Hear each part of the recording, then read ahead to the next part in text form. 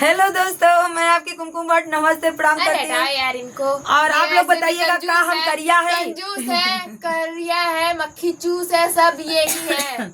ननद बताइए, सस्ता माल देती है सब, न एक को नहीं देती। हम परसों संस्कार में गए थे, 2000 का वो देख लिया, नारकली ली नहीं। ननद भाभी का नोकझोंक चलने चल रहा है। सस्ता देती है, बस लड़ाई करे कदा फाना नहीं, हमेशा बोला ननद भौजी की नोकझोंक हमेशा फान लिए झगड़ा। मतलब सुबह बढ़ता और पटक के हमकी स्कूले भेजनी है, तो ननद भाभी का नोकझोंक बस हमेशा लड़ाई करे सीख ले। ननद भाभी का भैया से कुछ ना सीख के आले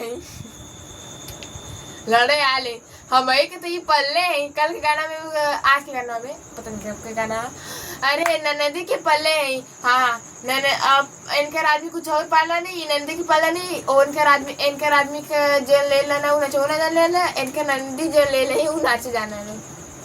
तो सुनिएगा ननद और भाभी का नोकझोंक, बस झगड़ा मजा नहीं। ननद और भाभी का नोकझोंक सुनिएगा आप लोग और कमेंट करके जरूर बताइएगा। सुनिएगा और बताइएगा कैसा लगता है। देखिए मांगने के लिए हमेशा पहुंची रहती हैं, इनको लालच ही नहीं है, बस रोज ललची यही रहबूत का दे घंटा। अरे अपने दूसरे दिन पर साड़ी लेंगी ना, इनको रोक टोक लगाने वाला है इनका कोई सास ननद। तो चलिए सुना रहे हैं गीत को, सुनिएगा आप लोग बताइएगा। बढ़ के भतीजवा में दियलू कंगनवा, बढ़ के भतीजवा में दियलू कंगनवा, भौजी छोट के भतीजवा में का देबू, भौजी छोट के भतीजवा में का देबू, बढ़ के भतीजवा में दियलू कंगनवा, बढ़ के भतीजवा में दियलू कंगनवा, भौजी छोट के भतीजवा में का देबू, भौजी छोट के भतीजवा में का देबू, बढ़ के भतीजवा में दियले कंगनवा, बढ़ के भतीजवा में दियले कंगनवा, नंदी छोट के भतीजवा में का लेबू, नंदी छोट के भतीजवा में का लेबू, बढ़ के भतीजवा में दियले कंगनवा, बढ़ के भतीजवा में दियले कंगनवा, नंदी छोट के भतीजवा में का लेबू, नंदी छोट के भतीजवा में का लेबू, अब की बार तोए खुश कई देब, अब की बार तोए खुश कई देब, आवा लेला बेलनवा ये ननदो, आवा लेला बेलनवा हे ननदो, आवा लेला बेलनवा हे ननदो, आवा लेला बेलनवा हे ननदो, बढ़ के भतीजवा में देलू कंगनवा, बढ़ के भतीजवा में दियलू कंगनवा, बोला छोट के भतीजवा में का देबू, भौजी छोट के भतीजवा में का देबू, भौजी छोट के भतीजवा में का देबू, सासू ननद जब पूछने लगी, सासू ननद जब पूछने लगी, बउआ नैयर में अपने का पाऊ, बउआ नैयर में अपने का पायू, बउआ नैयर में अपने सास ननद जानते नहीं कि का पैनी है, का पाई नहीं जाने के बाद ससुराल में सभी लोग पूछते हैं और देखने के लिए तैयार रहते हैं। बताइए मैं क्या दिखाऊं?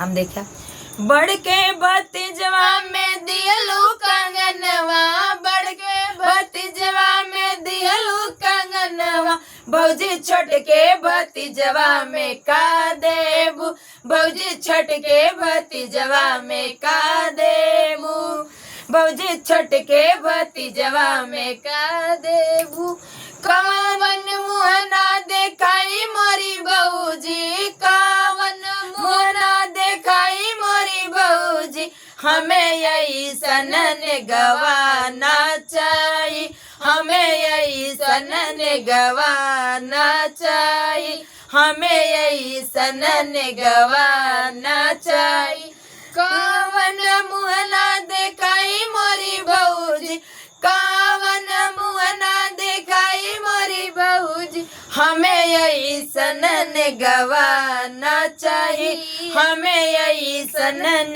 गवाना चाहिए। बढ़ के भतीजवा में दियलू कंगनवा, बढ़ के भतीजवा में दियलू कंगनवा। बौजी छोट के भतीजवा में का देबू, बौजी छोट के भतीजवा में का देबू, बौजी छोट के भतीजवा में का देबू। चौका बेलना हमें नहीं चाहिए, चौका बेलना हमें नहीं, बौजी दैदा गले के हरवा, हे बौजी दैदा गले के हरवा, हे बौजी दैदा गले के हरवा, हे बौजी। अरे चौका बेलना हमें चाहिए नहीं बौजी, चौका बेलना हमें चाहिए नहीं, बौजी दैदा गले के हरवा, हे बौजी दैदा गले के हरवा, हे बौजी दैदा गले के हरवा, हे बौजी। बढ़ के भतीजवा में दियलू कंगनवा, बढ़ के भतीजवा में दियलू कंगनवा। बौजी छोट के भतीजवा में का देबू, बौजी छोट के भतीजवा में का देबू, बौजी छोट के भतीजवा में का देबू। तू सावधान रह, काले कैलू बतैया। कजरा लगाई फिर हमका बतावा, कजरा लगाई फिर हमका बतावा। हमरे ललन के लिए तू कालायू, हमरे ललन के लिए तू कालायू। गजरा लगाई फिर हमके बतावा, गजरा लगाई फिर हमका बतावा। हमरे ललन के लिए तू कालायू, हमरे ललन के लिए तू कालायू। अरे बढ़ के भतीजवा में दियलू कंगनवा, बढ़ के भतीजवा में दियलू कंगनवा। बौजी छोट के भतीजवा में का चाहिए, बौजी छोट के भतीजवा में का देबू, बौजी छोट के भतीजवा में का देबू। पूरा न होई जब तुअरो मंगनवा, पूरा न होई जब तुअरो मंगनवा। देबा योगी के सड़वा, हे ननदो देबा योगी के, अरे देबा योगी के सड़वा, हे नंदो योगी छोड़ले बाटे नहीं यार, बहुत। इनके साढ़े भैंस को बना ऐसे साढ़े भैंस दिया और चिट्टा का? घुमत हो। अरे देबा योगी के सड़वा, हे ननदो देबा योगी के सड़वा, हे ननदो देबा योगी के सड़वा, हे ननदो। अरे बढ़ के भतीजवा में दियलू कंगनवा, बढ़ के भतीजवा में दियलू कंगनवा। बौजी छोट के भतीजवा में का देबू, बौजी छोट के भतीजवा में का देबू, बौजी छोट के भतीजवा में का देबू। तो ननद भाभी का नोक झोंक का सारा कमेंट करके जरूर बताएगा।